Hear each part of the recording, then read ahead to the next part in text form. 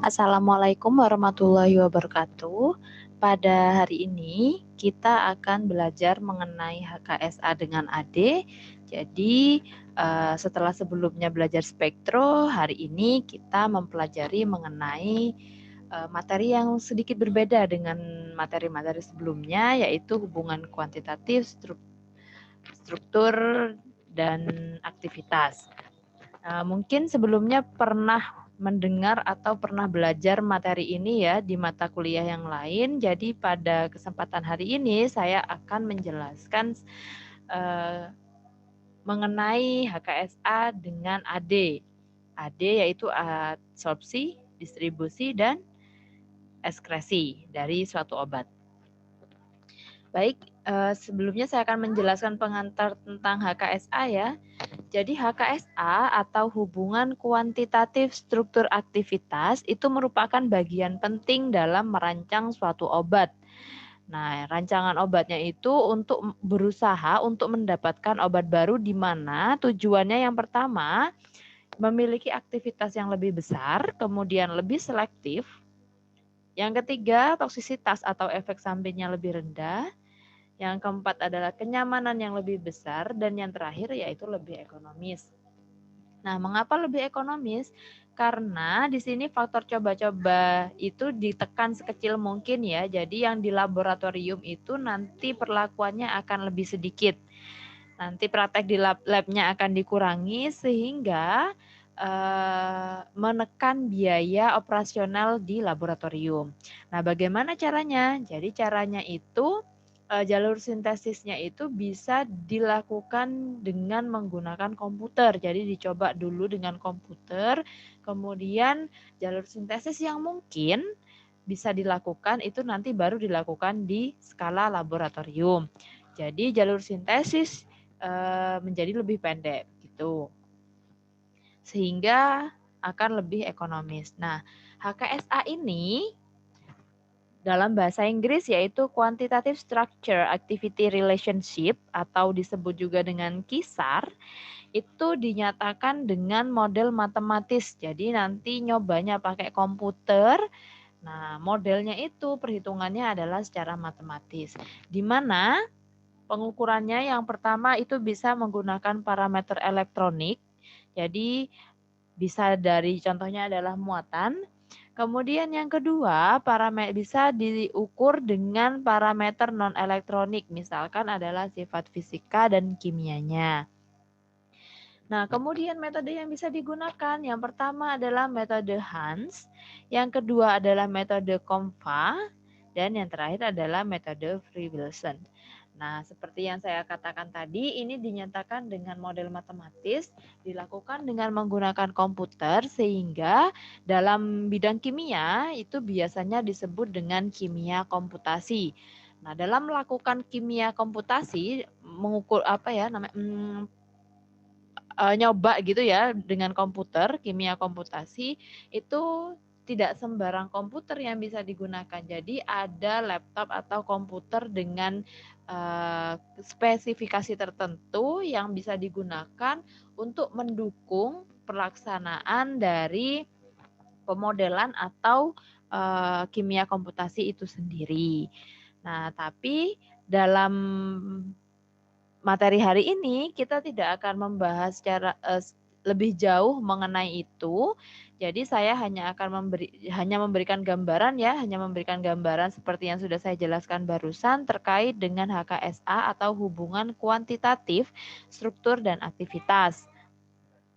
Nah, di sini selanjutnya yang akan saya bahas di slide berikutnya itu adalah mengenai parameter non-elektronik, yaitu sifat fisika kimia, di mana nantinya akan dijelaskan di hubungan struktur aktivitas, jadi HSA di sini.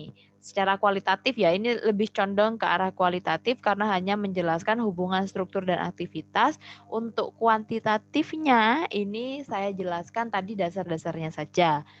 Nah, berikutnya saya jelaskan pendahuluan mengenai hubungan struktur aktivitas. Jadi yang dibahas di hubungan struktur dan aktivitas, namanya saja hubungan antara struktur dan aktivitasnya. Jadi nanti suatu obat itu atau senyawa tersebut ya pasti memiliki struktur di mana strukturnya pasti ada jumlah C-nya itu berapa, gugus fungsinya itu apa. Nah, di situ pasti memiliki sifat fisika dan kimia dari struktur obat atau dari senyawa obatnya. Nah, sifat fisika dan kimia ini nanti akan berpengaruh terhadap aktivitas biologinya, di mana nanti aktivitas biologi ini akan menentukan respon biologis yang dihasilkan dari obat yang dikonsumsi. Nah, di sini sifat fisika dan kimia yang dimaksud itu bisa berupa kelarutan, kemudian ionisasi, kompleks kelat, dan tegangan permukaan. Nah, hanya yang saya bahas secara lebih detail pada pertemuan hari ini itu adalah sifat fisika dan kimia dari kelarutan dan ionisasi. Baik, ini.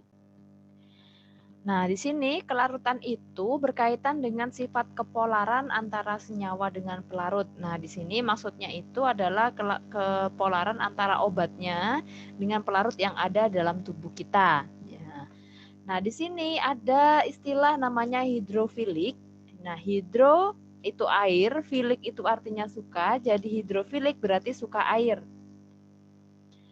Nah, hidrofilik ini bisa juga dikaitkan dengan lipofobik. Nah, kalau suka air berarti tidak suka lemak. Nah, begitu. Jadi satu pengertian gitu ya. Nah, hidrofilik berarti suka dengan air. Nah, karena suka dengan air pasti nanti akan larut dalam air begitu. Nah, kemudian ada juga gugus lipofilik. Lipo itu lemak, filik suka berarti suka lemak. Kebalikannya hidrofobik. Jadi tidak karena suka lemak pasti tidak akan suka dengan air atau takut air. Nah, kalau lipofilik atau hidrofobik ini nanti akan larut dalam lemak. Nah, di tabel di bawah ini itu ada sifatnya ya, ada hidrofilik, kemudian ada lipofilik, di mana nanti akan dibagi menjadi yang sifatnya kuat, sedang, dan yang lain-lain. Nah, gugusnya apa saja? Nah, ini ada di sini. Nanti bisa kalian pelajari, kalian baca-baca sendiri ya. Oke, selanjutnya adalah ionisasi. Jadi, umumnya yang menimbulkan aktivitas biologi itu adalah dalam bentuk yang tidak terionisasi. Jadi obat yang tidak terionisasi itulah nanti yang akan menimbulkan aktivitas biologis. Nah, tetapi ada juga obat yang aktif dalam bentuk trionnya. Tapi di sini saya tidak akan membahas mengenai itu. Di sini saya hanya membahas tentang sifat fisika kimia, condong ke sifat kimianya ya, pengaruh antara struktur terhadap aktivitasnya.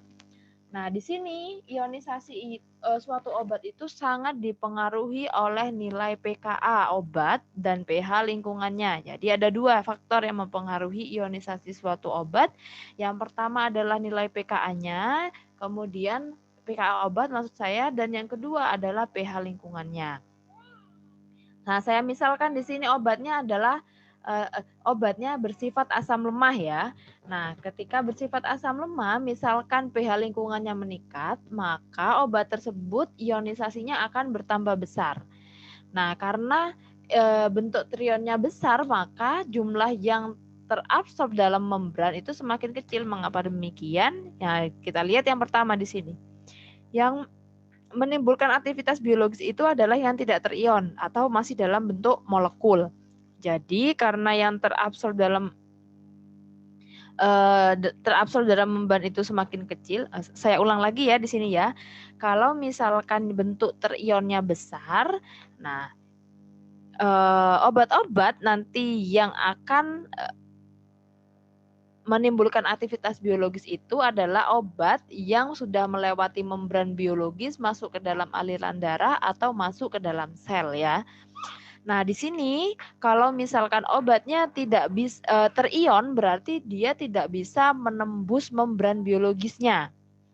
Nah, karena tidak bisa menembus membran biologis, maka jumlah obat yang terabsorb itu kecil. Karena yang terabsorb itu kecil, maka interaksi obat dengan reseptor nanti juga akan semakin kecil sehingga aktivitas biologisnya atau hasil aktivitas biologis dari ikatan atau interaksi antara obat dan reseptor itu juga akan semakin kecil. Nah, begini ya, nanti bisa dibaca lagi. Jadi, kalau misalkan obatnya sifatnya asam lemah, maka ketika pH-nya itu tinggi atau dalam suasana basah, maka obatnya akan mengalami ionisasi. Karena mengalami ionisasi, maka jumlah yang terabsorb akan sedikit. Karena sedikit, maka nanti akan menimbulkan aktivitas yang semakin kecil. Nah, begitu. Nah, lantas bagaimana dengan obat yang sifatnya asam kuat, basa lemah, atau basa kuat? Nah, coba kalian pelajari sendiri, coba kalian jawab, nanti bisa kita diskusikan di pertemuan selanjutnya. Itu adalah ionisasi. Nah, sekarang saya akan menjelaskan fase penting kerja obat. Ini saya jelaskan hanya pada dasar-dasarnya saja ya, jadi hanya secara umum. Karena saya yakin ini juga sudah dijelaskan di mata kuliah farmakologi. Jadi pertama, obat yang dibuat dari pabrikasi ya, sudah ada formulasi dan dosisnya. Dalam bentuk sediaan misalkan adalah perolar atau rektal, nanti akan masuk ke dalam saluran cerna. Dalam saluran cerna di sini nanti obatnya akan dipecah-pecah dan diabsorb. Nah, kemudian masuk ke dalam aliran darah. Itu untuk obat yang dimasukkannya itu dalam bentuk perolar atau rektal. Berbeda halnya dengan yang intravena atau intramuskular. Nah, itu nanti jalurnya berbeda. Ini sudah ada gambarnya, bisa kalian pelajari. Nah, masuk ke dalam peredaran darah, nanti obatnya akan mengalami fase farmakokinetik atau ATME ya, absorpsi, distribusi, metabolisme, dan ekskresi. Nah, obat bebas yang di mana bentuknya itu dalam keadaan bebas, nah itu nanti bisa berikatan dengan reseptor sehingga akan menghasilkan respon biologis. Sisanya yang lain kemana? Nah, nanti bisa mengalami ekskresi. Nah, ini adalah gambaran umumnya fase obat yang kita minum masuk ke dalam tubuh. Nah, selanjutnya saya akan menjelaskan secara umum lagi ya. Ini hanya secara umum, mengingatkan kembali apa yang sudah kalian pelajari di mata kuliah sebelumnya di farmakologi. Jadi pada proses selanjutnya yaitu proses absorpsi dan distribusi obat. Nah, di sini obat yang masuk ke dalam tubuh kita, awalnya nanti obat akan mengalami proses pemecahan menjadi molekul-molekul yang lebih kecil. Kemudian nanti akan mengalami absorpsi di sini melalui membran biologis. Nah, ini ya seperti yang saya katakan sebelumnya ya, ada membran biologis. Nah, membran biologis ini strukturnya itu adalah lipid bilayer. Nah, sudah dipelajari sebelumnya di mata kuliah biokimia. Lipid bilayer tersusun dari lemak dan protein. Nah, penyusunnya adalah lemak dan protein. Jadi di sini obat yang sifatnya adalah lipofilik nanti akan lebih cepat masuk atau menembus membran biologis dibandingkan dengan obat-obat yang sifatnya adalah hidrofilik. Nah, obat yang sudah berhasil menembus membran biologis nanti akan masuk ke dalam cairan intravaskular. Di sini obat nanti akan berikatan dengan protein, membentuk kompleks ini ya, OP. Nah, sisanya obat yang dalam keadaan bebas bisa menembus membran biologis lagi, masuk ke dalam cairan interstisial. Nah, berikatan juga dengan protein. Nah, kemudian membentuk kompleks ini. Nah, kompleks obat dengan protein ini nanti yang akan terdistribusi, akan mengalami distribusi ke seluruh tubuh, begitu ya. Nah, di sini obat yang dalam keadaan bebas juga nanti bisa menembus membran biologis lagi, masuk ke dalam cairan interseluler. Nah, di sini obat dalam keadaan bebas tersebut bisa berikatan dengan reseptor, membentuk kompleks obat reseptor yang nantinya akan menghasilkan respon biologis. Nah, ini adalah gambaran umumnya ya, proses absorpsi dan distribusi.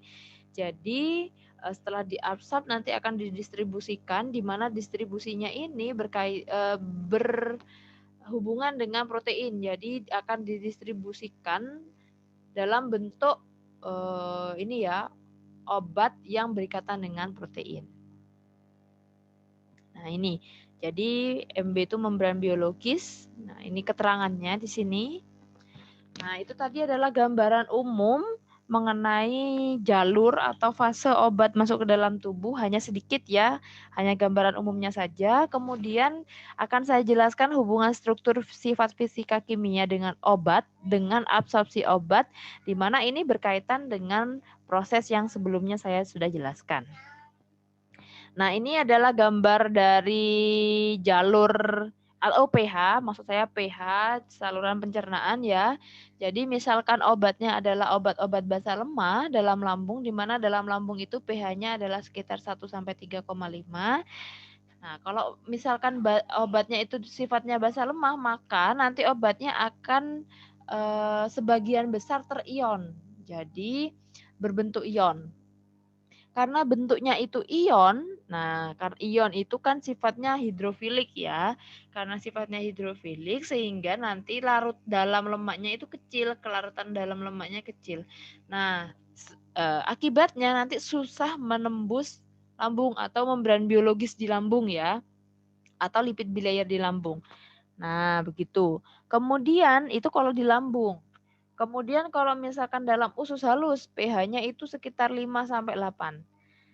Nah, karena sifatnya basa lemah dan pH usus halus itu berkisar pada 5 sampai 8, maka obatnya menjadi bentuk tak terion sehingga kelarutan dalam lemaknya itu akan besar.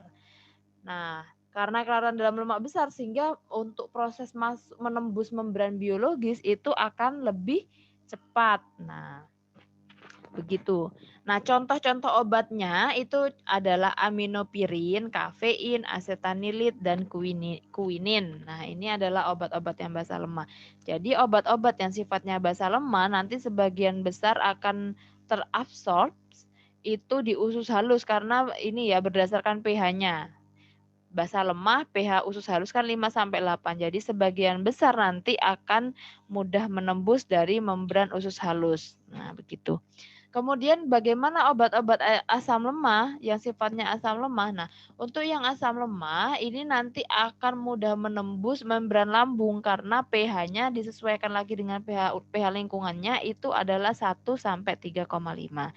Contoh obatnya adalah asam salisilat, asetosal, fenobarbital, dan asam benzoat. Itu untuk asam lemah. Kemudian untuk asam atau basa kuat bagaimana? Nah, kalau yang sifatnya kuat itu kan mengalami ionisasi secara sempurna. Nah, karena mengalami ionisasi secara sempurna, maka kelarutan dalam lemaknya itu akan rendah. Sehingga sulit menembus membran saluran cerna. Contoh obatnya adalah sasam sulfonat dan turunan amonium kuartener. Ini adalah obat-obat yang sifatnya adalah asam atau basa kuat. Nanti bisa dibaca lagi ya, biar lebih jelas. Kemudian di sini hubungan perubahan pH dengan persen bentuk molekulnya. Nah, ini ada kurva ya di sini, ada grafik. Nah, di sini di mana sumbu Y-nya itu adalah persen bentuk molekul, sumbu X-nya adalah pH. Nah, untuk yang dalam bentuk sifatnya adalah asam lemak, nah di sini kalau asam lemak pH-nya kecil, maka bentuk molekulnya itu tinggi banyak gini ya, semakin tinggi. Kalau pH-nya semakin tinggi atau dengan kata lain sifatnya itu basa pH lingkungannya, maka obat yang sifatnya asam lemah tadi itu akan terion. Nah, ini ya semakin sedikit bentuk molekulnya. Sebaliknya untuk basa lemah di sini, kalau misalkan pH lingkungannya adalah basa, maka persen bentuk molekulnya akan tinggi. Nah, kemudian seiring dengan penurunan pH, maka bentuk molekulnya akan semakin sedikit karena obatnya mengalami ionisasi atau terdisosiasi. Dengan kata lain, kesimpulannya di sini bentuk molekul obat itu obat yang dalam bentuk molekul maksudnya ya, itu akan mudah larut dalam lemak karena mudah larut dalam lemak sehingga mudah menembus membran biologis. Nah, kalau mudah menembus membran biologis, maka jumlah yang berinteraksi dengan reseptor itu akan semakin besar sehingga aktivitas biologisnya juga akan semakin besar. Nah, ini kesimpulannya. Kemudian selanjutnya di sini saya jelaskan hubungan struktur sifat kimia fisika dengan distribusi obat. Kalau tadi dengan absorpsi, di mana pada kasus absorpsi ini sangat dipengaruhi dengan pH ya, kondisi nilai pKa obatnya dan pH lingkungannya. Nah, ini. Kemudian untuk distribusi obat di sini seperti ini saya tampilkan lagi ya. Nah, di sini untuk obat-obat yang sudah terabsorb atau mengalami absorpsi ya, masuk ke dalam aliran darah. Nah, di aliran darah nanti obat-obat tersebut akan berinteraksi dengan biopolimer. Nah, di sini biopolimernya pasti namanya saja polimer ya, pasti ukurannya besar. Nah, disebut juga dengan makromolekul. Nah, itu adalah dalam bentuk protein. Jadi obatnya nanti masuk ke dalam aliran darah, nanti akan berinteraksi dengan protein. Nah, di sini ya, obat berinteraksi atau berikatan dengan protein membentuk kompleks obat protein. Nah, di sini pada distribusi obat, nah akan terjadi interaksi. Nah, jenis interaksinya itu ada interaksi yang tidak khas dan ada interaksi yang sifatnya khas. Interaksi yang tidak khas contohnya adalah interaksi obat dengan protein, kemudian interaksi yang khas itu adalah interaksi antara obat dengan reseptor. Nah, ini adalah interaksi tidak khas obat dengan protein. Jadi, pada interaksi yang tidak khas ini tidak menimbulkan respon biologis. Nah, sifatnya adalah interaksinya itu sifatnya adalah reversible, di mana pada interaksi tidak khas ini, ikatan antara obat dengan protein, ikatan kimianya itu relatif lemah. Nah, relatif lemah dan tidak berlangsung secara lama.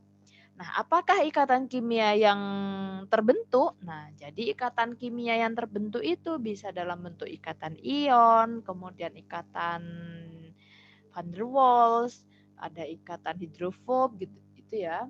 Kemudian ada juga ikatan hidrogen. Nah, ikatannya jenisnya itu seperti itu. Nah, jenis ikatannya seperti itu. Nah, tapi jenis ikatan yang mana nanti yang akan digunakan itu tergantung dari gugus fungsi yang ada pada obat ataupun pada proteinnya. Misalkan bisa membentuk ikatan hidrogen karena ada atom hidrogen dengan atom misal adalah oksigen, nitrogen. Nah, jadi bisa membentuk ikatan hidrogen. Nah, seperti itu. Nah, kemudian di sini obat-obat yang masuk ke dalam aliran darah di sini ya, itu nanti akan terdistribusi ya di sini, akan mengalami distribusi. Nah, perlu diketahui dalam aliran darah itu 6,5%-nya komposisi dalam darahnya itu adalah dalam bentuk protein. Jadi 6,5% komposisi darah adalah bentuk protein. Di mana setengah dari protein tersebut atau 50% dari protein tersebut itu adalah albumin. Nah, sifat-sifat albumin, sifat fisika kimianya, yang pertama itu amfoter, yang kedua pH isoelektriknya itu kurang dari 7,4 atau bermuatan negatif ya. Kemudian albumin itu juga mengandung ion Zwitter ion, mengandung gugus NH3+ dan COO-. Jadi ada yang positif, ada yang negatif, sehingga bisa berinteraksi dengan kation dan anion obat. Jadi obat yang masuk ke dalam aliran darah nanti bisa berikatan dengan protein ini karena pada protein ada ion positif dan ada ion negatifnya. Nah, jadi bisa apapun obatnya nanti bisa berikatan dengan protein tersebut. Nah, di sini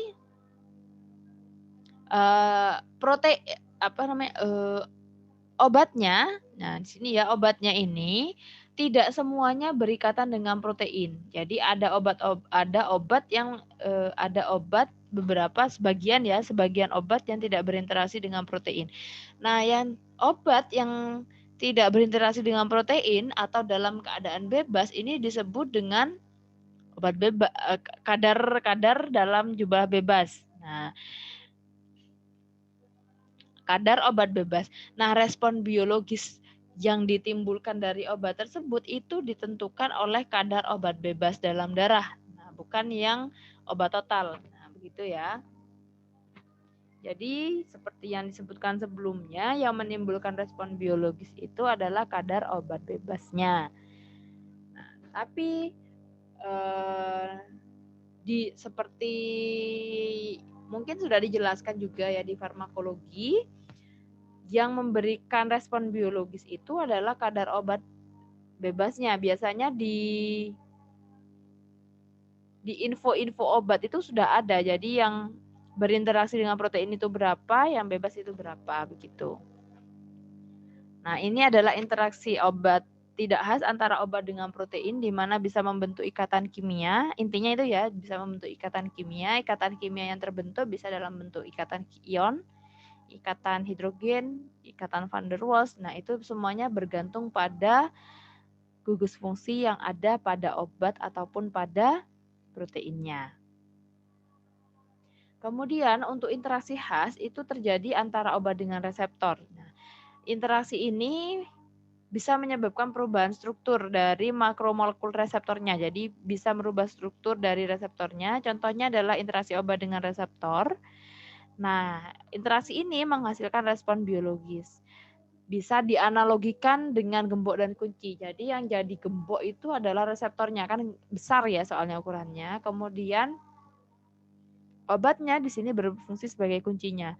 Kalau misalkan gembok dan kuncinya ini pas, nah jadi nanti akan menimbulkan aktivitas biologis. Gemboknya bisa, aktivitas biologisnya itu nanti yang berperan dalam tubuh. Nah, ini seperti ini ya gambarannya, obat dengan reseptor nanti bisa membentuk kompleks obat reseptor, menimbulkan efikasi sehingga hasilnya nanti akan muncul respon biologis. Nah, begitu. Itu tadi yang distribusi. Nah, sekarang hubungan struktur sifat kimia fisika dengan ekskresi obat. Ekskresi obat itu bisa melalui paru-paru. Kemudian yang utama bisa melalui ginjal atau bisa melalui empedu. Itu pengetahuan umumnya ya. Nah, di sini untuk obat yang sifatnya asam atau basa kuat di sini, di mana asam kuatnya ini asam kuat maksudnya ya, asam kuatnya nilai pKa-nya kurang dari 2,5, untuk basa kuat lebih dari 12. Kondisinya akan terionisasi secara sempurna pada pH urin. Ini misalkan saya misalkan di sini adalah yang ekskresinya melalui ginjal ya, karena berhubungan dengan urin di sini. pH urin yang normal itu sekitar 4,8 sampai 7,5. Nah, karena terion secara sempurna, jadi nanti akan diekskresikan secara langsung gitu ya. Jadi ekskresinya tidak terpengaruh oleh perubahan pH. Nah, berbeda halnya dengan yang sifatnya elektrolit lemah atau asam lemah dan basa lemah. Nah, untuk elektrolit lemah dulu. Elektrolit lemah maksudnya itu tidak terion secara sempurna kalau elektrolit lemah. Nah, jadi sebagian ada yang masih dalam bentuk molekul. Karena bentuk molekul itu larut dalam lemak ini ya. Nah, larut dalam lemak sehingga nanti bisa direabsorpsi kembali di ginjal. Nah, begitu. Jadi tidak diekskresikan semua secara sekaligus. Nah, tapi masih ada yang mengalami proses reabsorpsi kembali di ginjal. Itu untuk elektrolit lemah. Untuk asam lemah dan basa lemah sama seperti itu juga nanti akan bisa mengalami reabsorpsi kembali. Direabsorpsi ya, reabsorpsi. Nah, untuk yang asam lemah, nah ekskresinya akan meningkat apabila pH urinnya dibuat basa. Mengapa? Karena kalau kondisinya basa sedangkan obatnya sifatnya asam lemah, maka nanti akan sebagian akan ada yang ekskresinya tinggi ya ini ya. Kalau ekskresinya tinggi, kalau pH urinnya dibuat basa. Kenapa? Karena nanti asamnya akan terion. Kalau terion nanti kan tidak akan larut dalam lemak sehingga akan diekskresikan secara banyak. Tapi kalau misalkan ekskresinya turun, kalau pH-nya asam juga. pH urinnya asam. Ini saya jelaskan secara kimia ya, untuk prosesnya bagaimana nanti dalam tubuh nanti dijelaskan di mata kuliah yang lain begitu. Nah, di sini kalau misalkan pH-nya ekskresinya turun, kalau misalkan ekskresinya sedikit, itu kalau pH urinnya dibuat asam. Nah, kalau pH urinnya itu asam, obatnya sifatnya itu asam lemah, jadi nanti obatnya akan ada sebagian akan ada dalam bentuk molekul. Kalau ada dalam bentuk molekul, maka larut dalam lemak akan direabsorpsi kembali di ginjal. Nah, contohnya itu. Begitu. Jadi ini berkaitan dengan yang elektrolit lemah ini. Contohnya, ini obatnya adalah waktu paruh sulfatidol atau ini sifatnya adalah asam lemah. Kalau pH urinnya 5, maka waktu paruhnya itu 11,5 jam. Tapi kalau pH urinnya itu 8 atau basah ya, urinnya dibuat basah, waktu paruhnya itu jadi sedikit. Dengan kata lain ekskresinya meningkat. Nah, karena di sini hanya butuh waktu 4,2 jam untuk mencapai waktu paruhnya. Nah, contohnya adalah seperti itu. Kemudian untuk yang basah lemah, ini juga intinya sama dengan yang asam lemah. Ekskresi akan meningkat kalau urinnya dalam suasana asam karena nanti obatnya akan terion. Nah, akan terion jadi akan ekskresinya akan meningkat. Nah, kalau misalkan pH urinnya itu dibuat basah, nah nanti obatnya sebagian akan ada dalam bentuk molekul sehingga larut dalam lemak dan direabsorpsi kembali ke ginjal. Contohnya adalah antihistamin. Nah, ini adalah penjelasan berkaitan dengan ekskresi ya, di mana di sini hubungannya itu berkaitan dengan sifat kimianya, yaitu keasaman, berhubungan dengan tingkat keasaman, nilai pKa dan pH dari lingkungannya. Begitu, ini sangat berpengaruh ya, jadi sifat obat itu sangat berpengaruh terhadap ekskresi juga, begitu. Nah, ini yang bisa saya sampaikan, semoga bermanfaat. Apabila ada yang masih belum paham, bisa diskusi kembali, chat dulu di WA. Nanti kalau memang butuh diskusi via Zoom, nanti akan saya buka diskusi melalui Zoom ya. Semoga bermanfaat. Saya akhiri untuk penjelasan hari ini. Assalamualaikum warahmatullahi wabarakatuh.